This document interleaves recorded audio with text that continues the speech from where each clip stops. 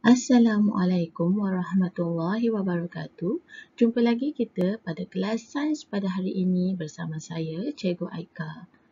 Hari ini kita akan belajar unit baru iaitu unit 7 yang bertajuk ketumpatan. Sudahkah anda bersedia? Mari kita mulakan. Objektif pembelajaran pada hari ini yang pertama, menyatakan objek yang timbul dan tenggelam. Dan yang kedua, menghubungkan objek yang timbul atau tenggelam dengan ketumpatan. Anda semua boleh rujuk buku teks muka surat 95.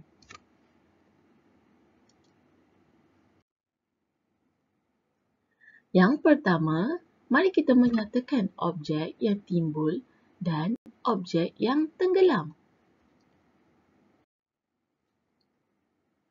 Objek yang timbul atau tenggelam.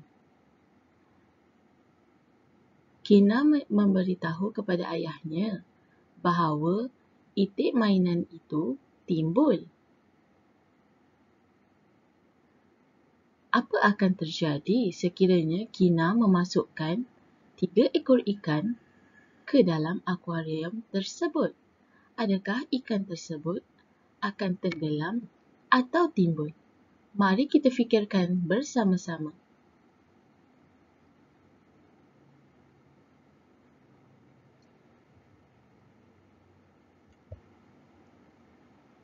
Itik mainan ini timbul. Manakala 3 ekor ikan ini apabila dimasukkan ke dalam akuarium, ia akan tenggelam. Mengapa ini terjadi? Mari kita teruskan. Timbul dan tenggelam, objek atau bahan di sekeliling kita ada yang boleh timbul di permukaan air dan ada yang boleh tenggelam di dasar air. Apakah objek yang boleh timbul dan tenggelam? Mari kita menguji objek timbul dan objek tenggelam. Alat dan bahan akuarium kecil, duit shilling, bola pingpong, guli, sabun, lilin dan span. Langkah-langkahnya, yang pertama, isikan air ke dalam akuarium.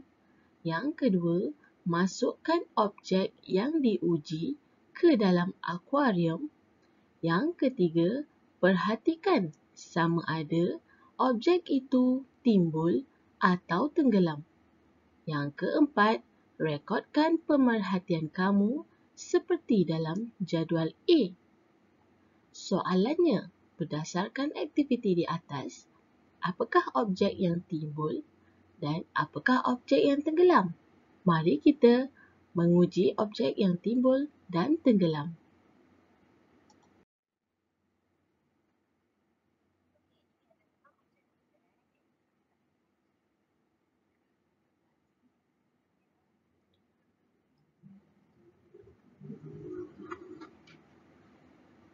Bola pingpong, guli, sabun, lilin dan span. Mari kita menguji satu persatu objek ini ke dalam akuarium. Perhatikan sama ada timbul atau tenggelam. Yang pertama, duit shilling. Yang kedua, bola pingpong. Yang ketiga, guli. Yang keempat, sabun. Ini adalah sabun buku. Yang kelima, lilin. Dan yang terakhir adalah span.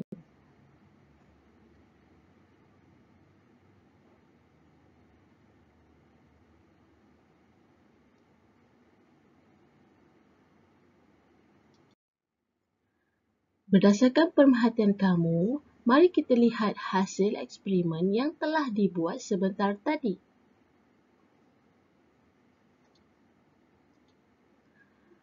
Objek yang pertama, duit shilling. Adakah objek tersebut timbul atau tenggelam? Ya, objek tersebut adalah tenggelam. Objek yang kedua adalah bola pingpong.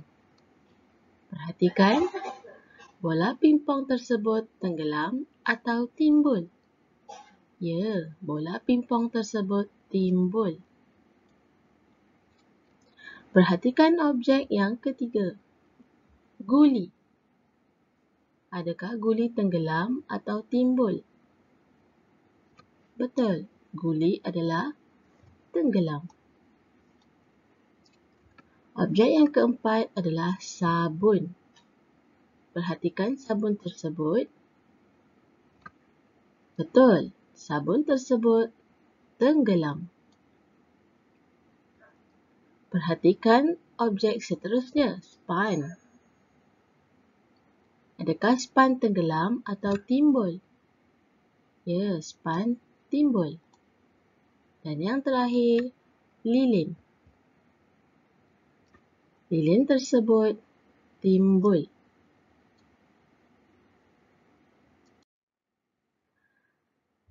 Yang kedua, mari kita menghubung kait objek yang timbul atau tenggelam dengan ketumpatan. Timbul atau tenggelam sesuatu objek adalah berhubung kait dengan ketumpatan objek tersebut terhadap ketumpatan air. Perhatikan buku teks anda pada muka surat 98. Mereka menguji span dan juga sabun.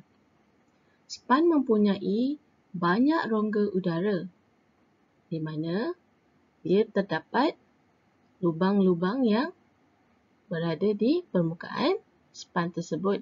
Ia dipanggil rongga udara.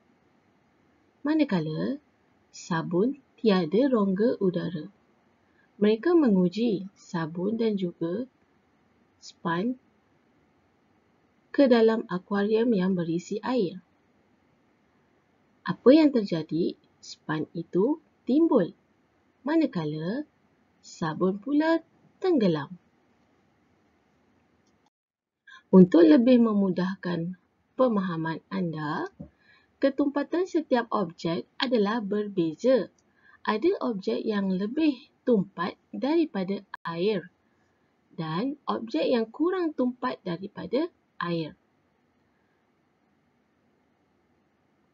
Objek yang kurang tumpat daripada air akan timbul, manakala objek yang lebih tumpat daripada air akan tenggelam.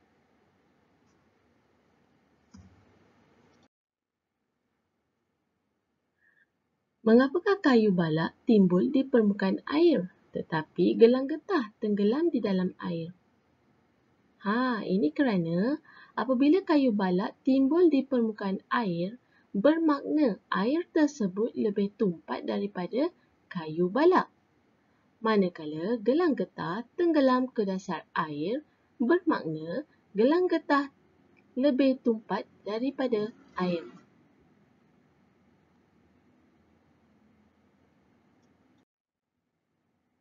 Okey, itu saja pembelajaran kita pada hari ini. Tugasan untuk kamu di rumah untuk mata pelajaran sains adalah membuat eksperimen.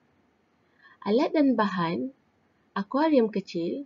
Jika tidak mempunyai akuarium kecil, anda boleh menggunakan bekas yang jernih. Yang kedua, kunci. Yang ketiga, penutup botol air. Yang keempat, sudu besi. Yang kelima, telur. Dan yang keenam, permainan plastik. Yang terakhir, batu. Langkah-langkahnya, isikan air ke dalam akuarium tersebut ataupun bekas.